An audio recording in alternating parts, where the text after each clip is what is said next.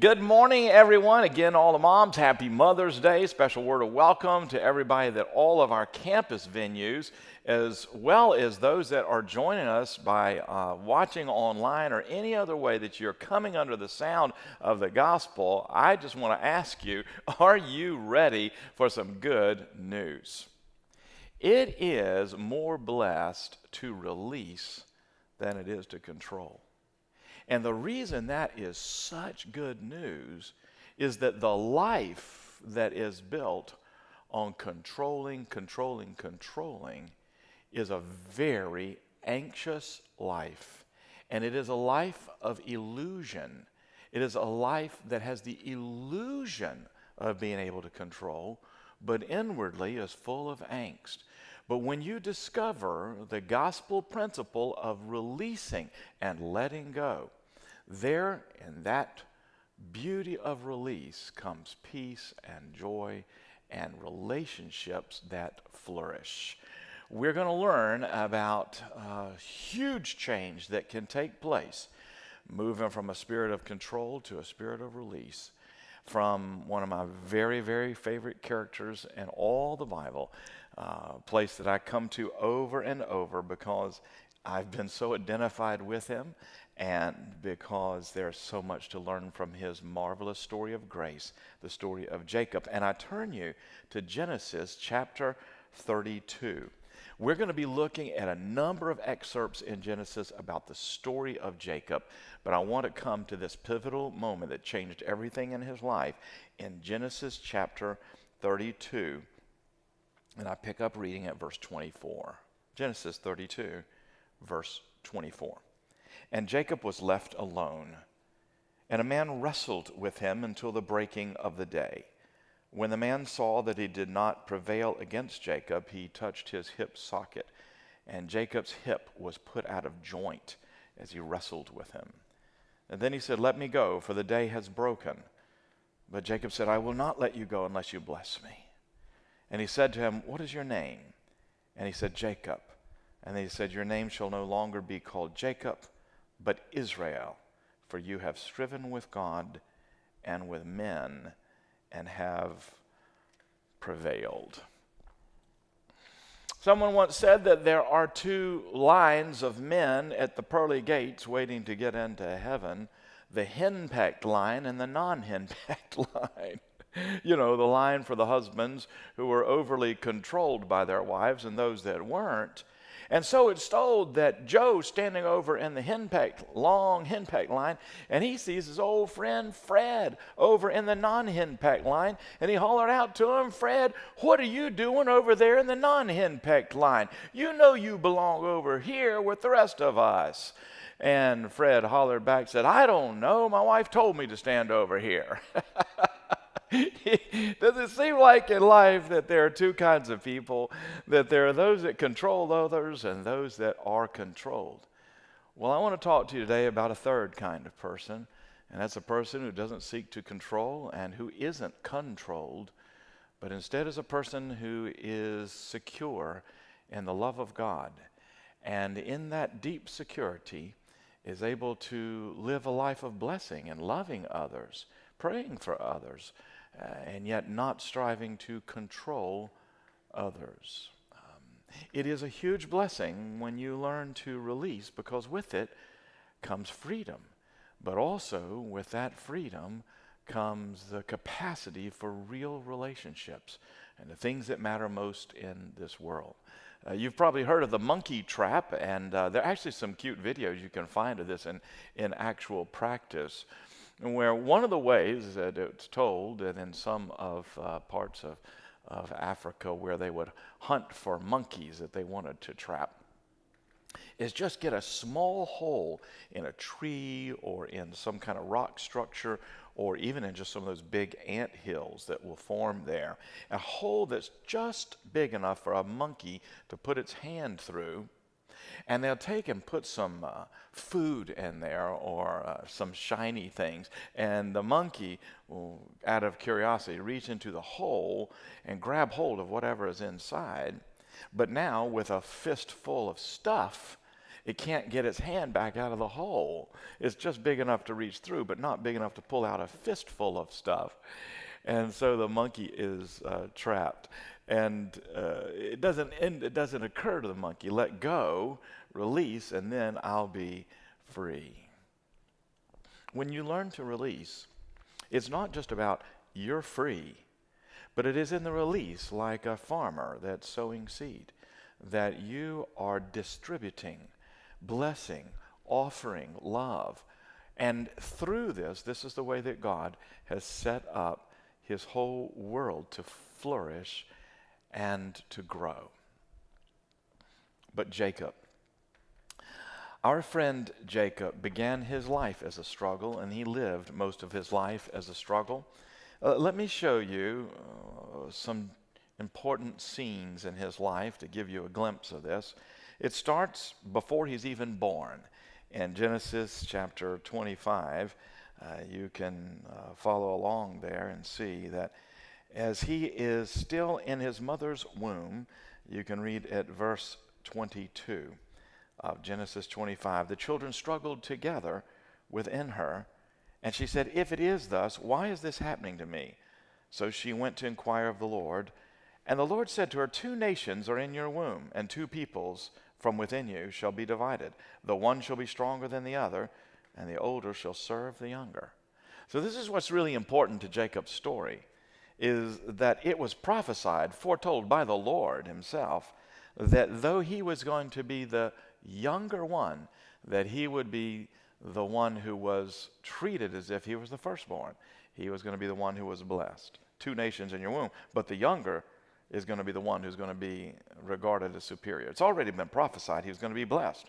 Well, verse 24, when her days to give birth were completed, behold, there were twins in her womb.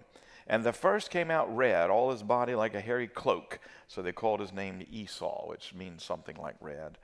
And afterward his brother came out with his hand holding Esau's heel. So his name was called Jacob, which means one who grabs the heel, or perhaps it means simply cheater. Cheater. How'd you like to be named cheater all your life? You're just the cheater. It's not the kind of thing that just, people would feel good about. Hey, cheater, you want to go grab some food next week? How'd you like to sign your IRS documents? Cheater. It's not the thing an employer wants to say. Hey, cheater, would you be the one that would carry the deposits to the bank for us? His whole life is characterized by this. It means that his name itself means struggles with people. And he comes out into the world this way. When the boys grew up, at verse 27, Esau is a skillful hunter, a man of the field, but Jacob was a quiet man, dwelling in the tents. And so here's the first scene you see in their lives at verse 29. Once when Jacob was cooking stew, Esau came in from the field and he was exhausted. And Esau said to Jacob, let me eat some of that red stew, for I'm exhausted. Well, Jacob took advantage of the situation, ever controlling the narrative, ever controlling the situation. Jacob said, well, sell me your birthright now. So here, the birthright is the right of privilege of the firstborn, and that he'd receive a special blessing from his father and a double portion of the inheritance. But Esau is just so hungry, he's thoughtless about it at this point, and Jacob's taking advantage of the situation. Esau said, verse 32, I'm about to die. Of what use is a birthright to me? So Jacob said, swear to me now. So he swore to him and sold his birthright to Jacob. Yeah. So Jacob had a position of advantage. He had something that Esau needed, and so he took advantage of that. This is the way he lived his life. Jacob, he assumed that he was not blessed and that he had to control other people and his circumstances in order to be blessed. But what he didn't know is that God had already prophesied, already foretold that he was blessed. It's the irony for anybody with a controlling spirit is that God in his unseen ways is already utterly for you. We don't need to manipulate and control. We have God on our side. Well, as he grew up, Isaac, their father, grew old and blind, and it came time that he was to offer this special blessing that should be reserved for the firstborn. And so Esau went and prepared a meal, and he came in to be blessed. He was going to come in and be blessed. But in the meantime, Jacob conspired with his mother to deceive Isaac and to pretend, Jacob to pretend that he was Esau. He put on some of Esau's clothes so he would smell like Esau. He put on some skins of animals so he would feel hairy, because Esau had such hairy skin. And he went to his blind father Isaac, and he pretended, he lied to him, and he said, "It's your son Esau."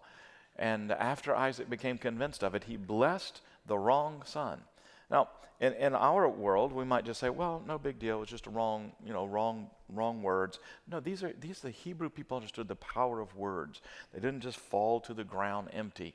And so instead, Isaac said, "I've blessed your brother, and indeed he will be blessed." And Esau wept aloud, and Esau was so grieved over this, but then Esau turned mad. And Genesis 27, verse 41, we read, "Now Esau hated Jacob because of the blessing with which his father had blessed him. And Esau said to himself, 'The days of mourning for my father are approaching. Then I will kill my brother Jacob.'" He is ready to murder his brother over this. And so it was that, aware of the hatred from Esau and the murderous intent, Jacob has to leave his own family like a fugitive. Do you see the irony of all of this, beloved? That what Jacob wanted more than anything else was his father's blessing. And now he's having to flee and not even be in the same home or same town with his father. The very things that he craved, the sense of attention and affection and love and affirmation, the things that Jacob felt like that he wanted most and needed most and had always manipulated others to get, now he's on the run and he has none of it. Despite the temporary so-called success of his controlling behaviors, he's on the run. And we come to chapter 28. And here Jacob has left at verse 10 Beersheba, and he's headed towards Haran. And look at the mercy of God that comes to him. Look at the goodness of God at verse 11 of Genesis 28. He came to a certain place and stayed there that night because the sun had set. And taking one of the stones of the place, he put it under his head, and he lay down in that place to sleep. So he's just out in the wilderness, and he's just going to take a night's rest. But as he did, look at verse 12, "And he dreamed, and behold, there was a ladder set up on earth, and the top of it reached to heaven. And behold, the angels of God were ascending and descending on it. And behold, the Lord stood above it and said, 'I am the Lord, the God of Abraham your father, and the God of Isaac. The land on which you lie I will give to you and your offspring shall be like the dust of the earth. And you shall spread abroad to the west and the east and the north and the south. And in you and in your offspring shall all the families of the earth be blessed. Behold, I am with you and will keep you wherever you go and will bring you back to this land, for I will not leave you until I have done what I have promised you.'" God came in the power of covenantal love and unilaterally spoke blessedness once again over Jacob's life. But look what happened with Jacob. Now he's had a vision of God, a vision of his life being connected to heaven. And he woke from his sleep at verse 16 and said, "Surely the Lord's in this place." So he knew it was God. But look at what this conniver still felt in his heart at verse 17. He was afraid. So this is at the heart of everyone who lives a life of always trying to control. It is rooted in fear. And this is still his nature. So look what he did at verse 18. It's almost comical. At early in the morning, Jacob took the stone that he'd put under his head and set it up for a pillar and poured oil on top of it. And he called the name of that place Bethel, but the name of the city was Luz at the first. Then Jacob made a vow, saying, remember, God hadn't asked him for a vow. Jacob just says, "I'm going to make a vow," saying, "If God will be with me and will keep me in this way that I go and will give me bread to eat and clothing to wear, so I come again to my father's house in peace, then the Lord shall be my God. And this stone, which I've set up for a pillar, shall be God's house.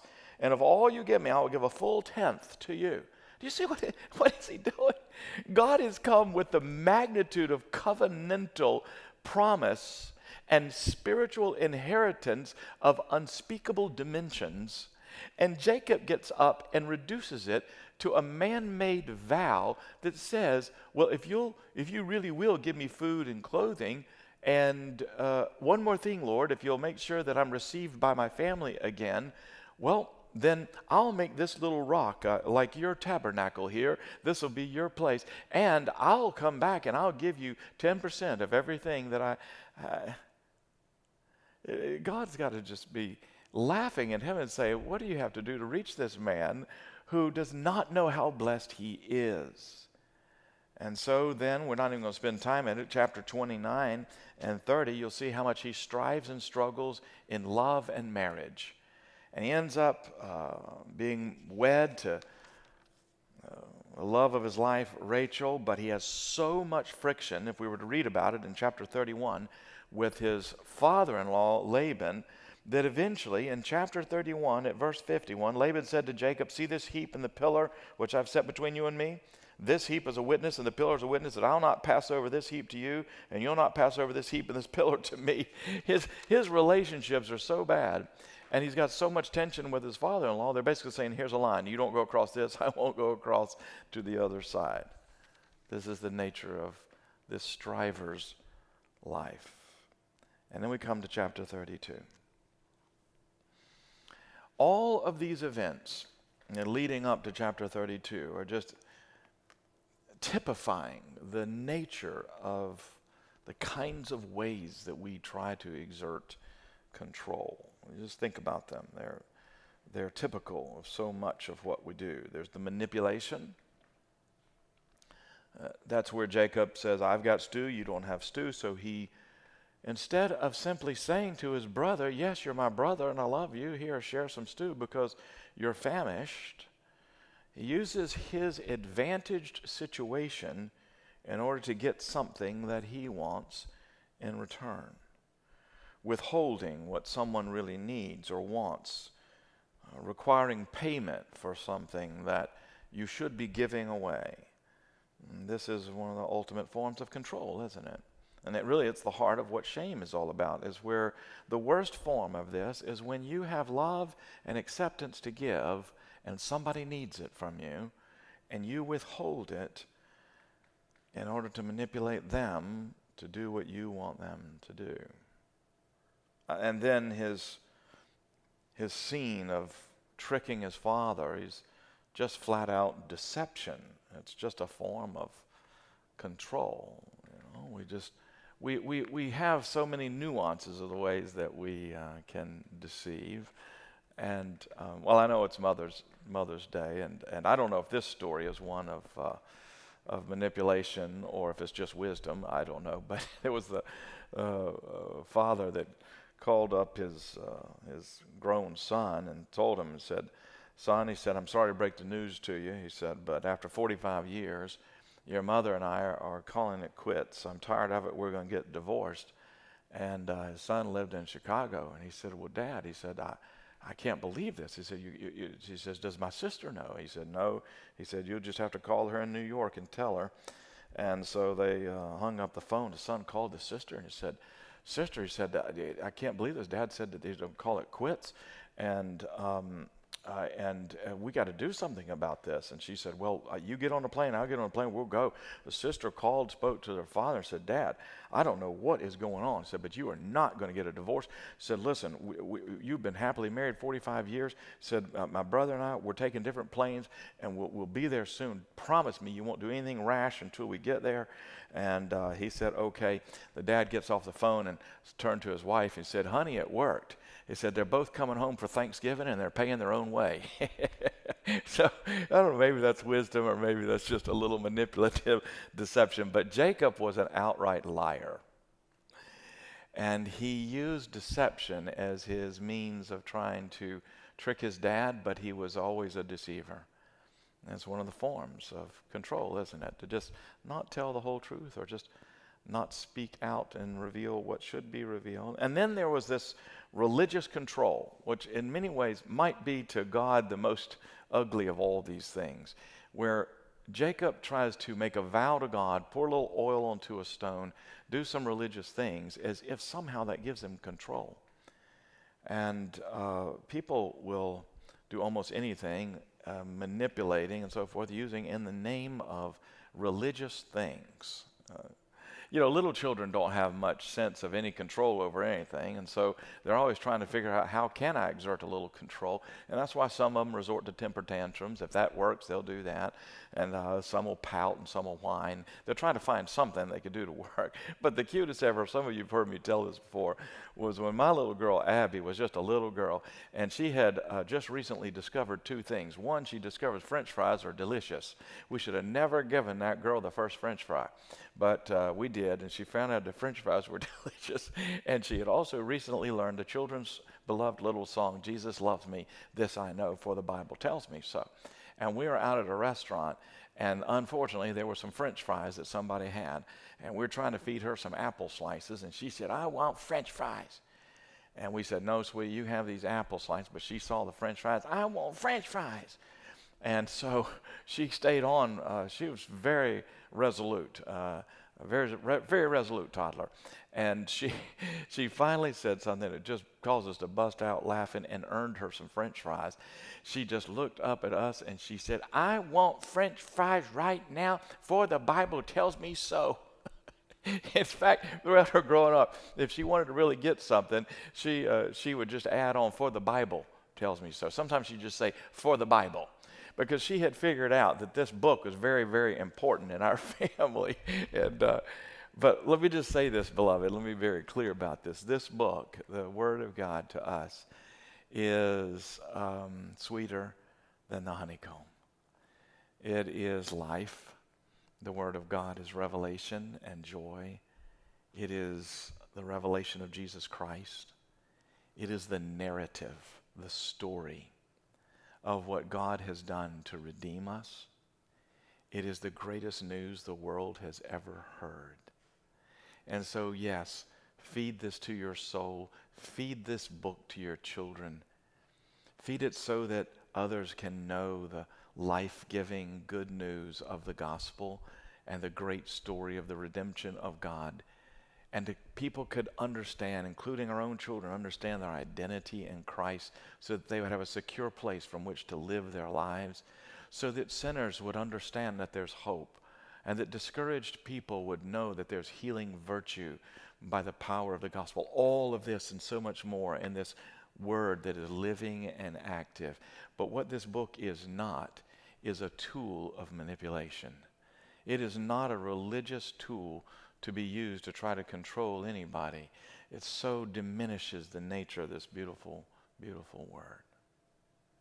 All of these forms of control, all of them are just tools that Jacob has used in his life. And in order to just be very clear about this, let me just give you a longer list. Threatening. These are all controlling behaviors. Threatening, even people-pleasing, obsessive, compulsive behaviors and activities where we're trying to overfunction with the illusion that somehow that's going to ward off bad things.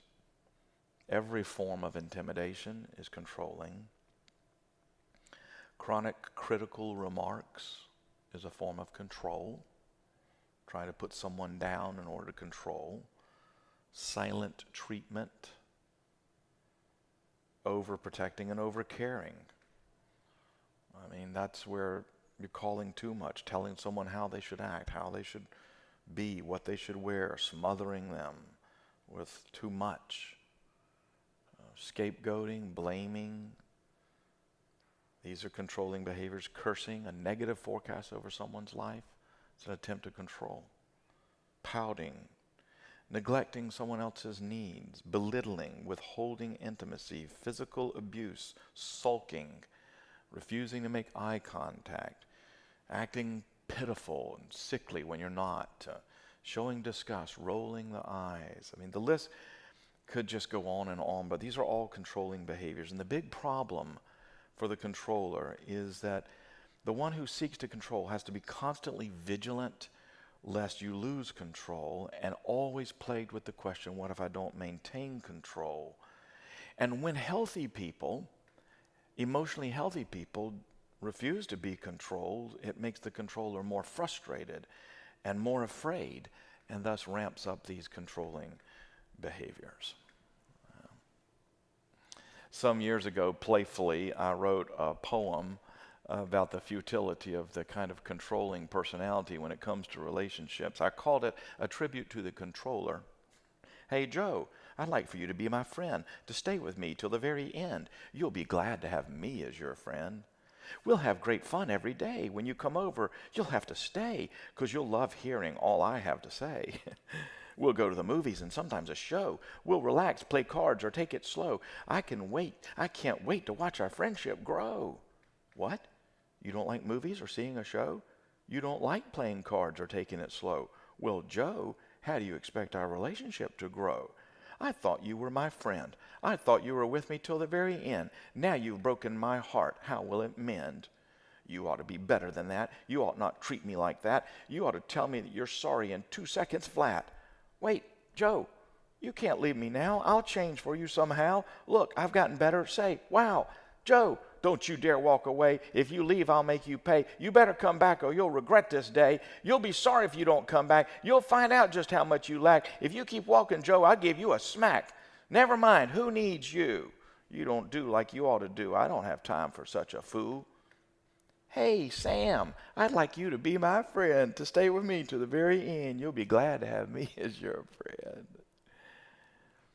Relationships aren't designed to work by control, but by release. Love is something that is released. We are not designed or called to try to control other people, or even to try to control situations and control the narrative.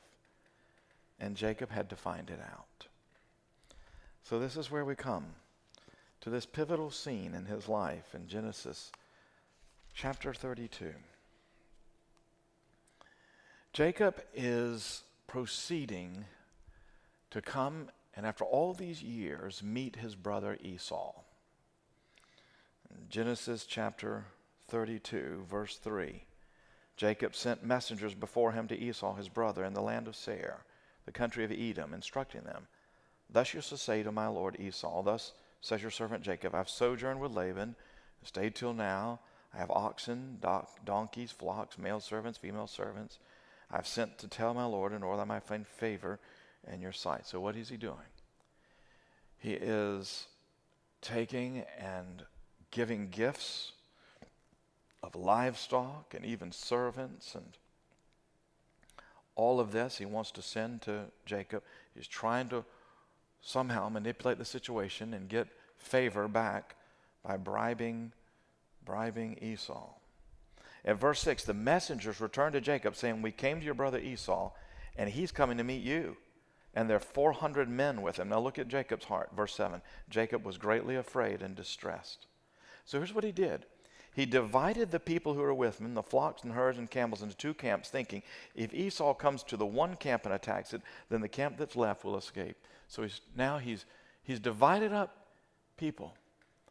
He divided up livestock, all this. And he's like, assuming he's going to be attacked by Esau, and maybe only half of what he has will be taken. And then, just for good measure, at verse 9, he has a little prayer. O God of my father Abraham and God of my father Isaac, O Lord, who said to me, return to your country and your kindred, that I may do good. I'm not worthy least of all the deeds of steadfast love. And he prays here. And there is something earnest about it. He says at verse 11, please deliver me from the hand of my brother, from the hand of Esau, for I fear him that he may come and attack me. And so what proceeds from here is that Esau sends all of these bribery gifts and all of this livestock on ahead of him in different waves. And he sends everybody in front of him. And we pick up reading where we started today at verse 23. He took them and sent them across the stream and everything else that he had, and Jacob was left alone. He was finally alone. And God, in his rich mercy, in his kindness, his unimaginable patience, who had prophesied about blessedness of Jacob's life before Jacob was born, who had appeared in a vision at Bethel and let him see how connected his life was to heaven, had spoken an unconditional covenant of promise and love and blessedness that would flow through him and his life. And all through this, Jacob had not seen it and was still afraid and still trying to control.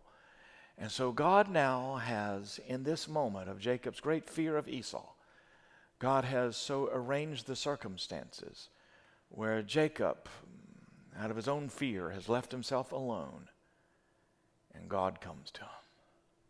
We don't know if this is an angel of the Lord or if it is a manifestation of Christ before Christ ever came, but it is the picture of God who has come now while Jacob is alone, and a man wrestled with him until the breaking of the day.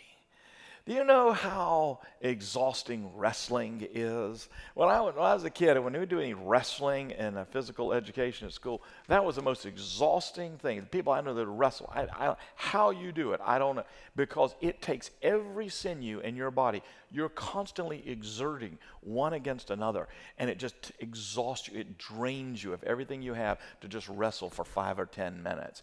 And this says that Jacob wrestled through the whole night. It was an all-nighter, and it was a night of wrestling. Wrestling with God. My kids, when they were little, they loved to wrestle. They had to get on the floor and wrestle against me. And this is the thing about a dad wrestling with his toddlers that's so fun, is that the toddlers, deep down, they know Dad is going to be able to break out of this thing, and we're not going to be able to defeat him. But the reason you wrestle is that you give them a glimmer of hope, that they might. And so wrestling is when you wrestle with your kids, it's like it's a form of intimacy because there's all that contact, even though it's a battle. Do you understand there can be intimacy in even what you feel like is you're wrestling with God through the difficult things in your life? And when I'd wrestle my kids, it was so fun because I'd be down, I'd act like I was out. They don't even know how much they're clawing and scratching, and you're going to come out of this thing bruised and tired and all like that. But they think I'd get them where they think they had me pinned, and then I would burst forth with unexpected new strength and overtake them, and then threaten that I could just crush them from there. And it was like they knew I could crush them. But the thing about wrestling with a dad that loves you is he's not going to crush you. You get to press up against him and feel him and hear his heartbeat and know his strength. And yet you're not crushed. You're loved. And Jacob was experiencing that. And Jacob is one of those, he's still in the middle of the wrestling, and God is there, and he's wrestling with him. And Jacob said, I will not let you go unless you bless me. And not answering the question, this figure said back to him at verse 27, what is your name? And he said, Jacob. And then he said, your name shall no longer be called Jacob, but Israel. For you've striven with God and with men and have prevailed. Israel means one who strives with God or struggles with God. Jacob's name had been cheater, deceiver, conniver, the one who struggles with people. And now his name was changed. It is the name that would be given to the nation, Israel. And to all who are followers in Christ are engrafted into this. We are all Israel. And it means struggles with God. And I remember years ago just meditating on this and thinking, what could possibly be a blessing about your name being changed to struggles with God? And I think it is this, is when you have lived your life struggling and striving to find a place of blessedness, and when you've lived your life like Jacob has, conniving and deceiving and manipulating and always feeling that you're at odds with people and your struggle is always in trying to control your world, if you could ever come to a place of such deep surrender with God that you realize that the grace of God and the power of God and the work of God and the majesty of God and the glories of God and your relationship with God, that this is the thing that matters. And it is from this that all blessedness flows. If you could ever come to that place, then you make a transition where you move from struggling with people to whatever it is you have going on in your life, you take it to God. I think God was saying to Jacob, no longer are you going to take your inadequacies and turn it into a struggle with your fellow man, but you're going to wrestle with me. And this is who I want my people to be. Instead of turning in your anger and angst and frustrations into being manipulative people, whatever it is that you have, you can come and bring your burden to me. You can bring your problem to me. You can bring your prayer to me. Come and relate with me, my children. That's a blessing. Now you are Israel. We're all Israel. Our answers are with God.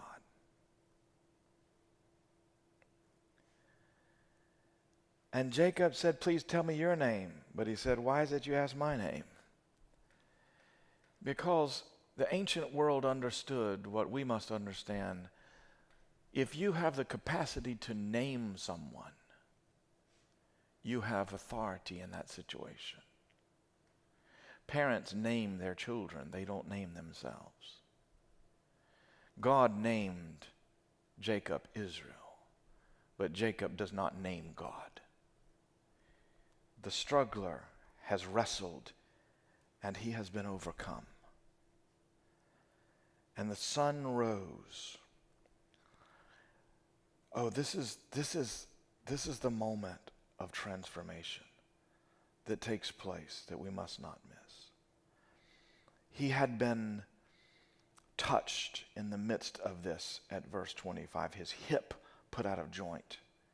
And now the sun is rising, verse 31, as he has had an all-nighter and he's limping because of his hip.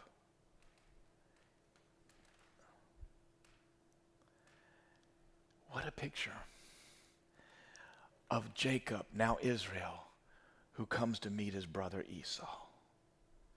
Verse 1 of chapter 33, Jacob lifted up his eyes and looked, and behold, Esau was coming, and 400 men coming with him. Jacob is wondering whether he is going to be attacked and destroyed. And he went, verse 3, on before him. Jacob did, bowing to the ground 7 times until he came near to his brother. You got to see this picture.